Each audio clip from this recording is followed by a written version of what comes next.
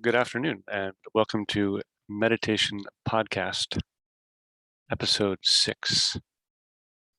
I'm Peter. And Jeff?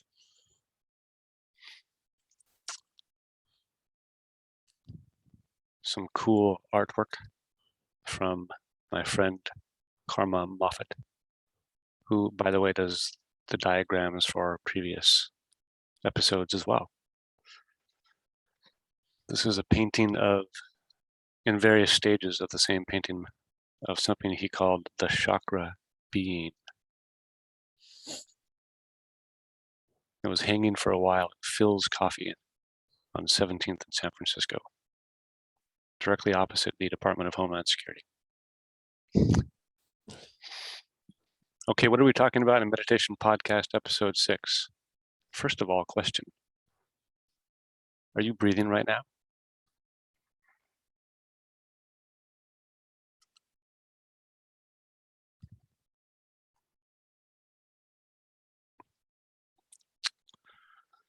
Controversial topic today, the chakras, which could be a career-limited move in some circles to talk about such spiritual foo-foo, mumbo-jumbo type stuff. But I've always been fascinated by the idea of energy in the body. And chakras are one area which happens to be related to the yoga, at least in my studies, keeps coming up. And there's a lot of artwork I've seen from different meditative traditions, from Tibet to certain sects of Buddhism to yoga, even some Egyptian texts, and even some sort of shamanic texts, which seem to have these colors up and down the spine. So it was an area that we've investigated. And here we'll define what the word means, how we interpret it here in the West, and also the etymology of the word chakra itself. I think also a more practical definition, like what's the utility of knowing the word chakra? How is it related to meditation? And then maybe offer a conjecture on whatever experimental technique you can employ using a type of meditation to determine whether or not it's a pseudoscience or perhaps something that you can discover within empirically through practice. And then we'll finish with an exercise, a guided meditation, which we're calling awareness of body. It combines a few meditative techniques, including concentration on a chakra area.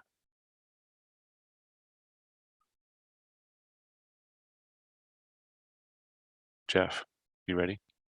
I'm ready. What are we waiting for? Oh, here we go. Chakras. What is it? Chakra. What is a chakra? Is it pseudoscience or perhaps empirically derived knowledge? What does empirically mean anyways? Through experimentation?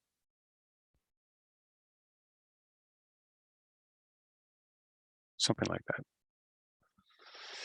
So chakra literally means wheel, circle, or to turn. That's what the word means.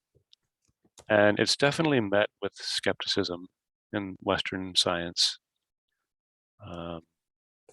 It's just something that is difficult to measure without the tools of measurement that we're familiar with. And it has a lot of new agey associations and memes like balance your chakras, which are met with interesting reactions by scientific and technical personnel who have a right to be critical.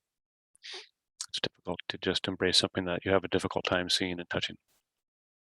But, there's a lot of contemporary experimental techniques that perhaps do lend themselves towards corroboration of some sort of bioenergetic field. I take a more literal view of what a chakra might be. A much more practical definition of it. If you look at it in terms of the definition of just energy center in the body, there are obviously locations within the body up and down the spine horizontally, where there are collections of glands and nerve plexuses, each in sort of slightly different locations. And those are energetic centers by definition. There's a lot going on there. There's electrical energy flowing up and down the nervous system. And then there's, bunches of nervous systems, like network connections called the plexus. And then there's the endocrine glands, which secrete whatever they secrete, hormones and other chemicals in those locations. So I sort of just loosely lined up. Here we're using the system of 7 chakras, which is found, I guess, in Indian yoga. Other systems maybe show one of the chakras above the head. There are also systems that have many more than this throughout the body, but these are still the 5, 6, or 7, or 8 main ones up and down the spine. And in my studies, and then in some of the meditation practices that I was taught and practiced, it involved concentration within the body in different locations and in different sequences, combined with control of the breath and other concentration techniques. So that's really the utility, the practical reason to know about it is, hey, it's a location in the body that you can concentrate on. And when you concentrate on it for an extended period of time, there appears to be some sort of, I'll just call it a psychophysiological manifestation in that location, which perhaps it's good, perhaps it's desirable, perhaps it feels healing, perhaps it feels just sort of calming. And that's my description of it.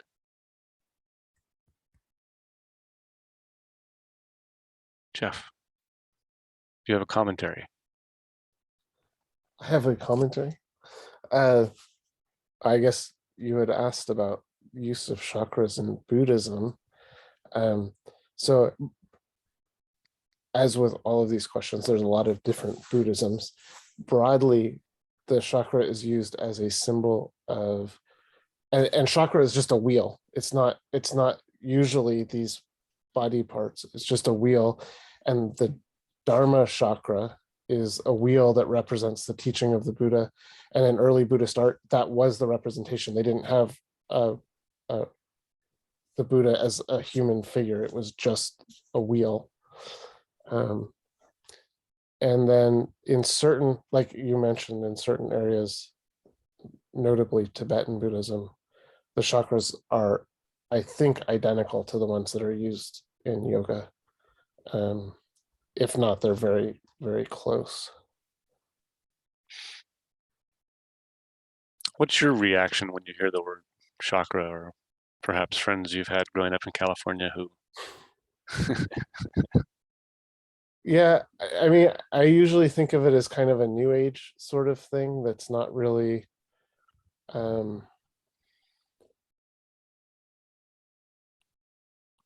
that's not based on much of anything. It feels made up. That's my initial reaction to it, is that this is just a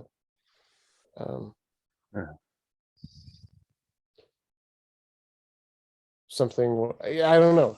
That's my initial reaction, is that it's just kind of a made up thing. But there's a lot of people who really, really believe in them, and really think they have some effect.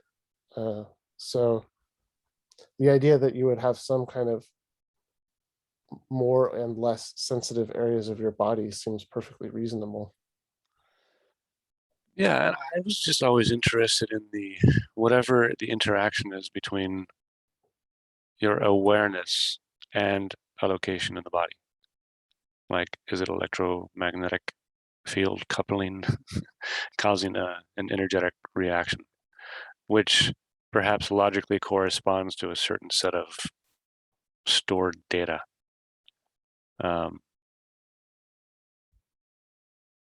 Anyway, so, when the practice involves concentration on a location in the body, and when you succeed at doing it, I mean, it was, when I first started,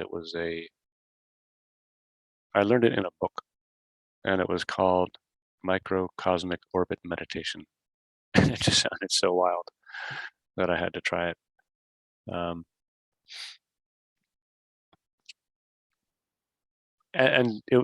Like I'd concentrate on, an area maybe around the belly, or maybe a little lower, and then an area, down between the legs, and then an area at the very lower back, and then an area in the mid back, and so on, all the way up and up the spine to the top of the head, and then there were locations kind of coming down the front of the body, like this sort of circuitous route up and down an orbit of the body. And you spend some time breathing and concentrating on each location for however long you can, minutes, maybe hours, and just continuing to do that over and over again until, like anything you practice, you start to get a little better at it after a lot of practice. And the more you practice, it could be interpreted by somebody as a mental trick or a delusion, but definitely there is I'll just say, an altered perception of the location. And usually it's some sort of pleasurable, pleasureful, or desirable, maybe peaceful result. What it does to the body or mind or what beyond that, hard to say. Yeah, so I think that's definitely true. I don't feel like you need chakras to explain it. I think that you definitely have different body parts. There's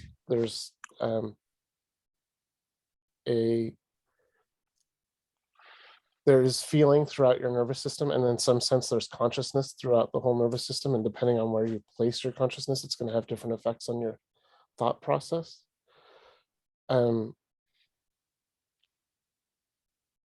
And I think that those are based on things that we can physically see in the body. Your spleen is different from your big toe, is different from your head, and focusing on those things causes different responses. Yeah.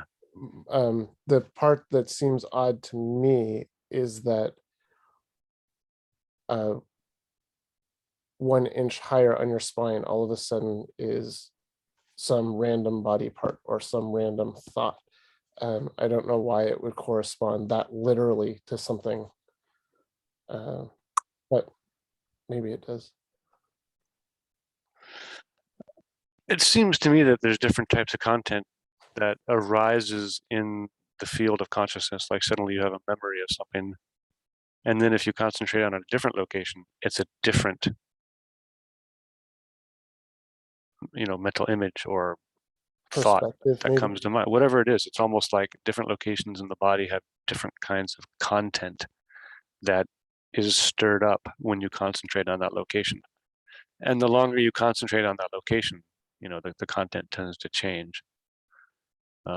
Just almost like the body is a disk drive, and your awareness is sort of like a read-write head, which with in the old type of mechanical disk drives, this read-write head would move across this platter, and I guess the magnetic field would change the location of the bits on the platter.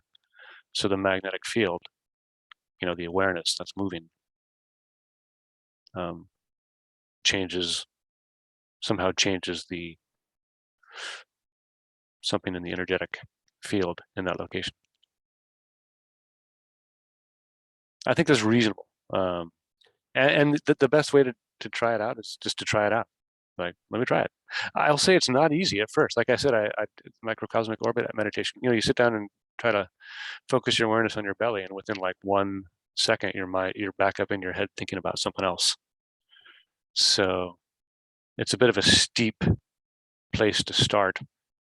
Probably it's easier to start with just breath meditation or sound repetition like mantra, just to learn how to concentrate the mind without distraction for a little while before you start to focus at some location within the body and see what the effect of that is, like a true experiment. Yeah, I think that one thing that's interesting about placing your awareness in a location in the body is that it naturally goes to, I think for most people, your awareness naturally goes to a place kind of behind your eyes. Like that's sort of where you feel like you are if you don't make any effort to do anything else.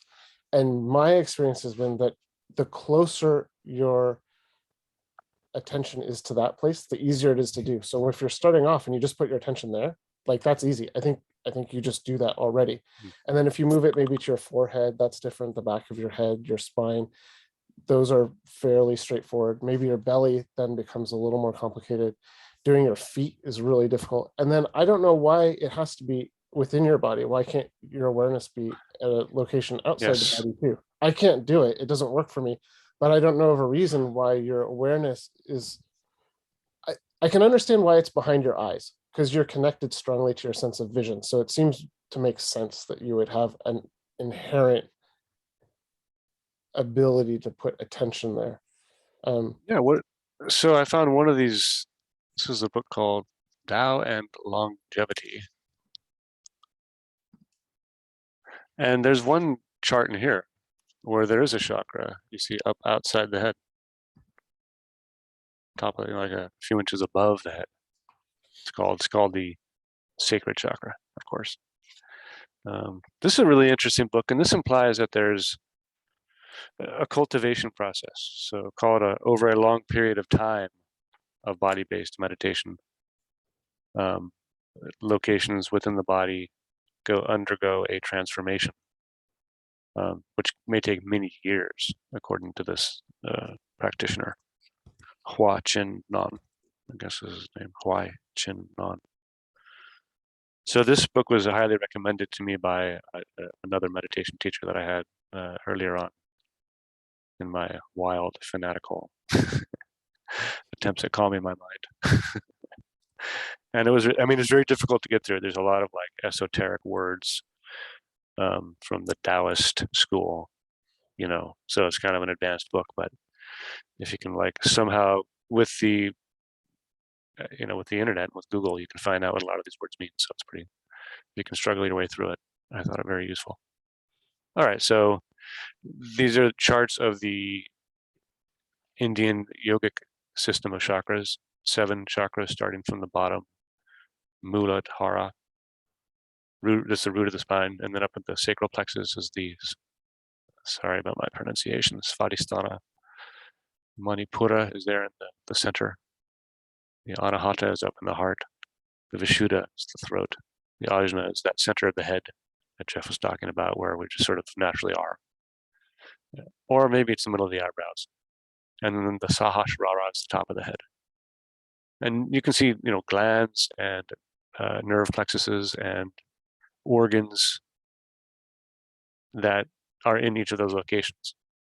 And maybe focusing your awareness in a location and keeping it there for an extended period of time, once you are able to concentrate without distraction.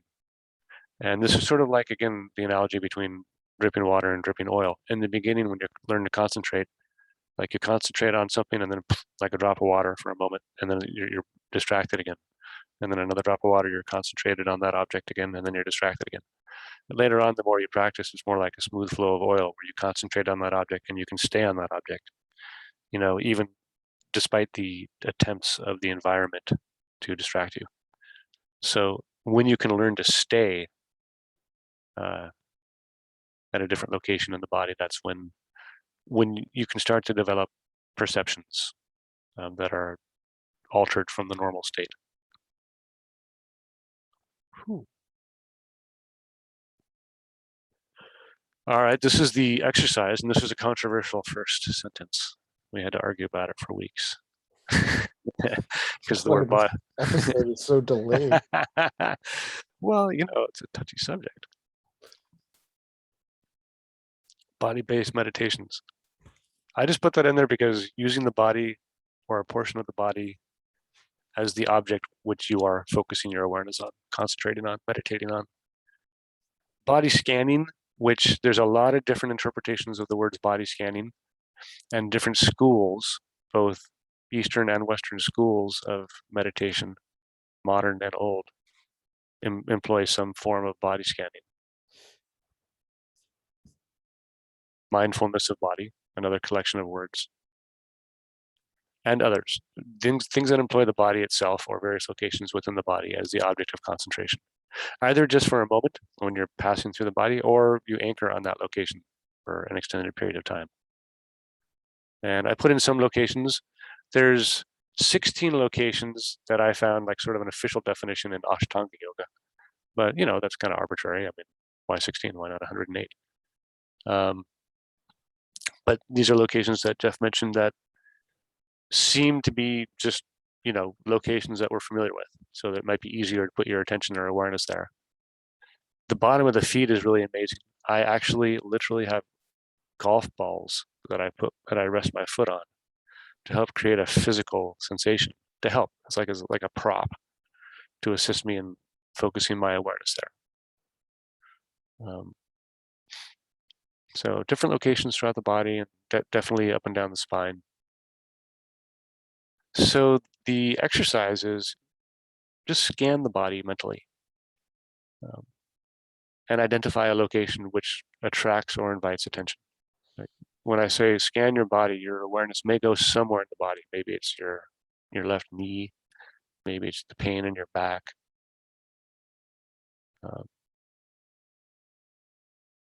So just scan the body, and I'll do it. I'll pick a location arbitrarily. I'll scan my body mentally using the faculty of awareness. And I just thought of the stomach, maybe because I recently ate lunch. By the way, it's generally not recommended to meditate immediately after a meal. So one note of recommendation, try to have it doesn't have to be an empty stomach either. You don't have to be starving to death, because that would create a distraction, but just somewhere in between. Or on an empty stomach if you don't get distracted by that. So let's say that I scanned the body and my awareness was drawn to my stomach.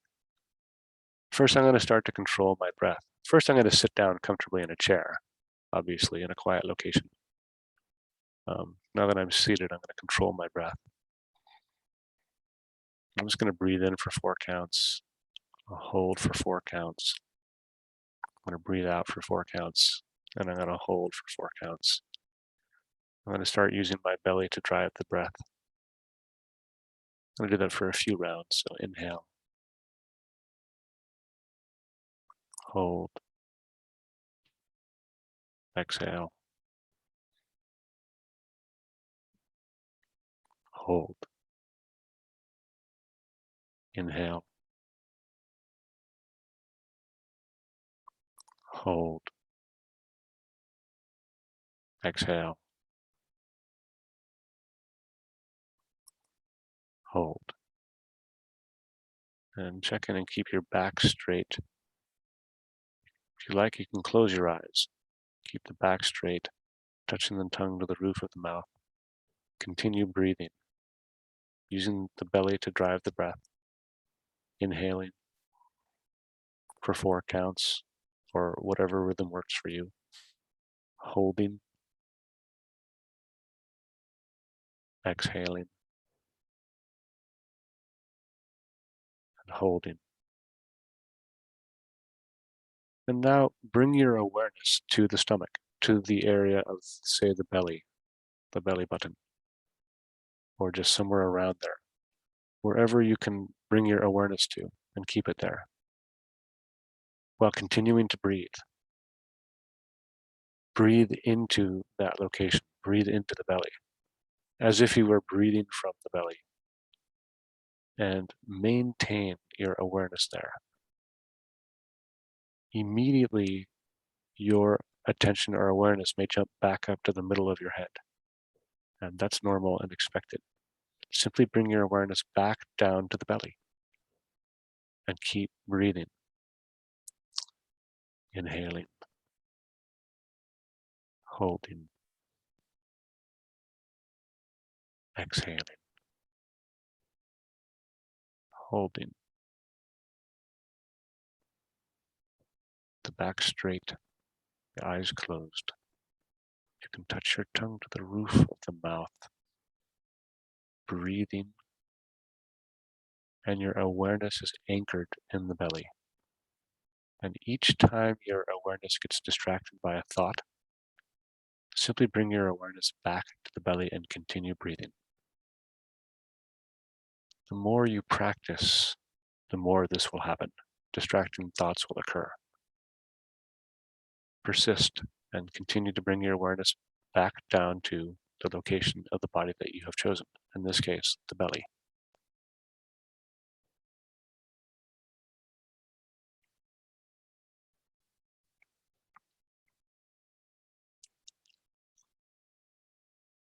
Again, checking in with the back, keeping the back straight. Using the belly to drive the breath. The belly can be pushing out on the inhale.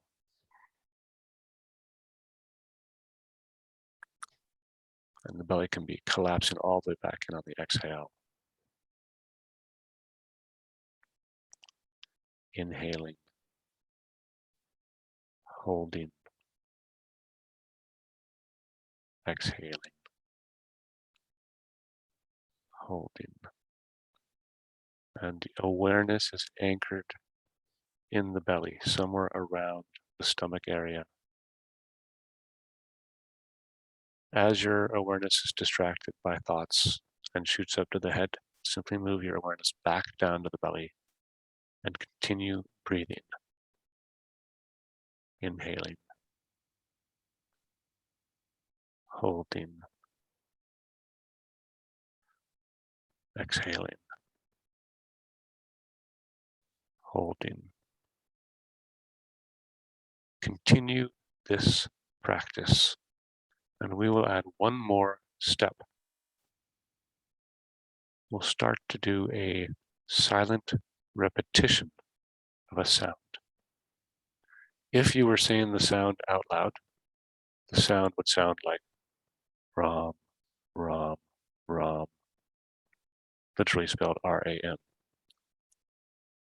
But we'll be saying it silently so that you can continue breathing. Ram is a mantra, mental tool, which helps further concentrate the mind and has no other value. So continuing the practice that we're doing right now, sitting comfortably with the back straight, eyes closed, tongue touching the roof of the mouth, breathing, inhaling, holding, exhaling, and holding.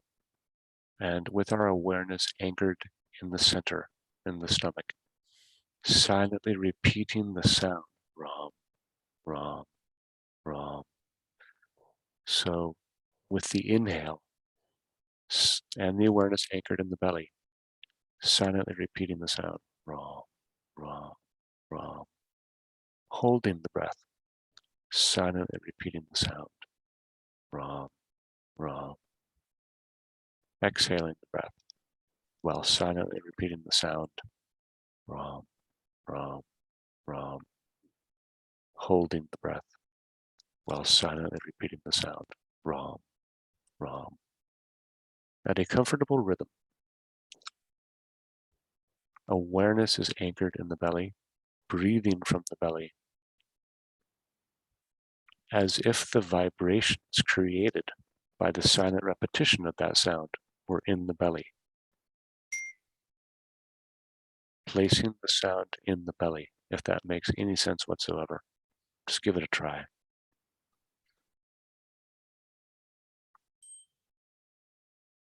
Sitting with the back straight, eyes closed, tongue touching the roof of the mouth. Driving the breath from the belly, awareness in the belly, breathing from the belly, and silently repeating the sound Ram, placing that vibration in the belly.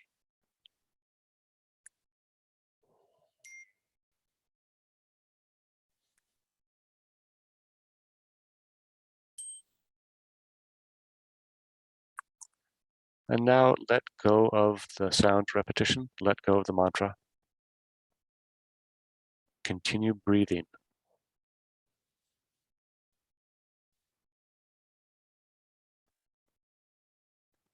And now let go of trying to control the breath. Simply allow your awareness and the breath to return to its natural rhythm.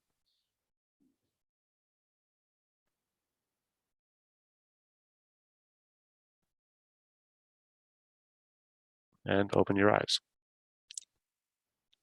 So that is awareness of body. It begins again with simply scanning the body for a location that invites your awareness. Once you identify the location, start with controlling the breath and then breathe into the location you've chosen. And then if you want to, you can employ silent repetition of a sound like we did. And there's a chart of sounds there, which again are from Indian yogic literature, of different sounds you can use at different locations in the body. Why these sounds? Perhaps there's some resonance involved. That's my theory.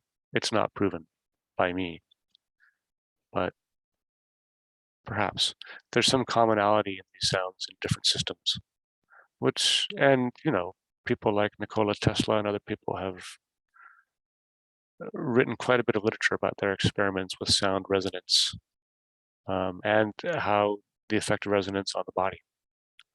So certainly that would be an area where I would start to explore if I wanted to dig in deeper as to why these sounds. But the extent of my investigation was really more about what's a practical definition of the word chakra? How can I use it in my meditation? Let me try. And then when I found different practices which employ concentration on different locations in the body during my, call it, meditative journey, I found that very fruitful.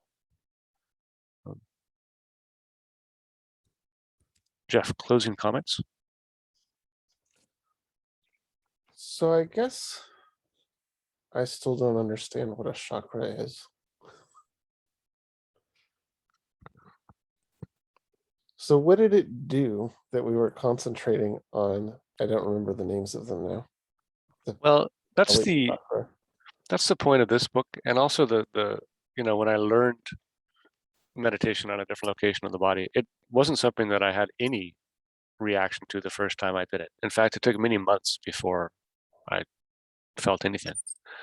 I thought it was a bit ridiculous at first, but I just decided to persist because the people who wrote the text said, hey, this is going to take a while, particularly for people in the West, because at least for me, growing up in the West, with the screens, computer programming and everything else, my mind was just very, very busy.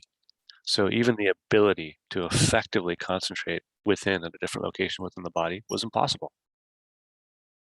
Without really practicing, it took me probably a few years, I think, before I felt like something was happening.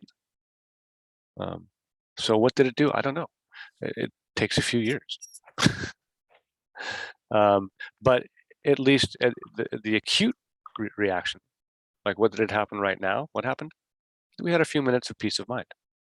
For a few minutes, our mind was not in its normal discursive nature, where thoughts, perceptions from sensations, things we see, things we hear, things we smell, memories, things we imagine, it's just nonstop. It's a nonstop projection, a kaleidoscope of images. And it's constantly context switching. So not only is there a lot of content, it's changing very rapidly nowadays, which generally I think leaves many people in a confused state because your mind is always changing. You can never concentrate on one thing for very long. So these are practices to help aid in the improving of concentration, which leads to more genuine meditative states. The body happens to be a particularly useful object to practice concentration on because we always have it with us. And exploring within rather than just what's without, that those things we can see outside through the eyes or the ears. I mean, you can concentrate on a sound like music. You can concentrate on an image like a candle or an object like a candle or a photo of someone. Or you can get the idea of starting to concentrate within and testing to see whether there's any potential measurable or perceivable result of an energetic reaction when your awareness is localized at a different location within the body for an extended period of time. um, and what the long-term result of that is. And the short-term result is just, at least I had a break from my busy mind, because I was trying to focus on one thing instead of allowing it to go on to many things, which is useful. But as you know, the consecutive buildup of practice is what yields the result, and sort of more the certainty of the result. No amount of discourse is going to be the same as the individual experience, I think.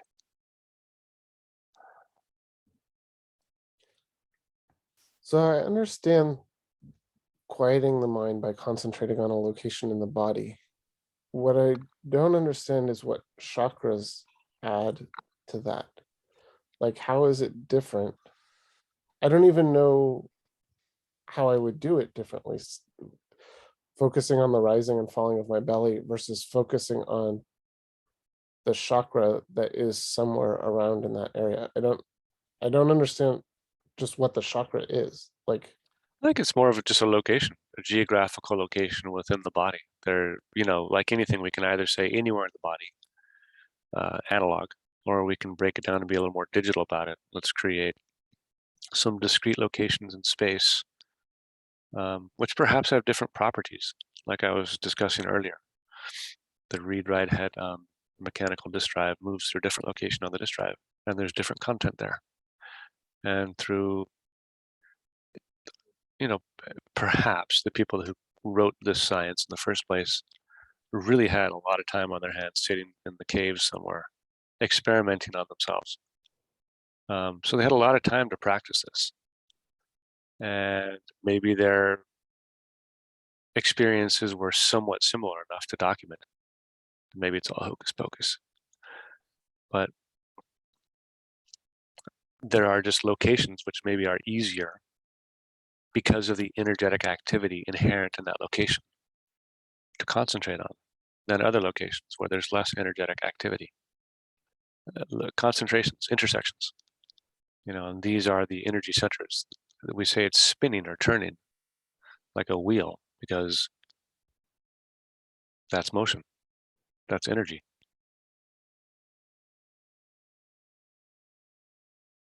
That's my interpretation.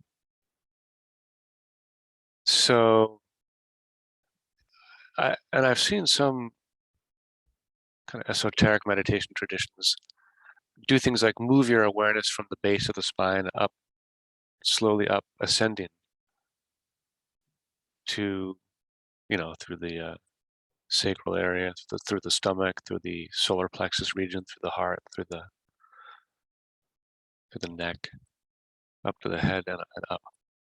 And other ones move your awareness from the base of the spine up to the head and then back down again.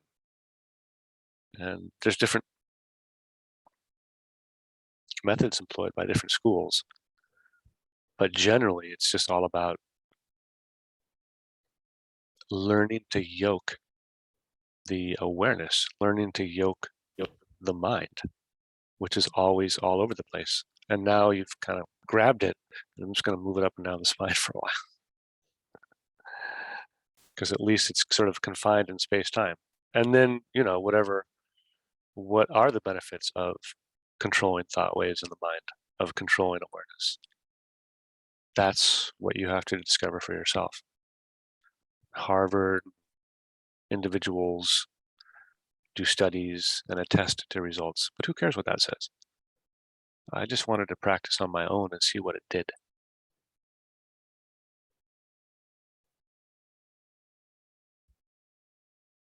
So yeah, what are they? I just think there are locations within the body that it's convenient to focus your awareness on because of the amount of energetic activity there, due to the existence of the nerve plexus and glands. And, like sometimes there's a tendency of humans to, when they're trying to break something down and explain it, let's have 7 of them. Let's have 6 of them. Yeah, and then I've also seen drawings in occult traditions and Kabbalah, which have similar, it's like a similar content, like a human body, different locations within the body where there are sort of energy centers. And perhaps in these locations, there's different content stored, experiences maybe, of different qualities. So I don't know, that to me is just, somewhat pseudoscience. It's just trying to invent what's going on. So the more practical definition of a location within the body that it's easy to concentrate on, practice it and see if it's worthwhile and helps your meditative practice.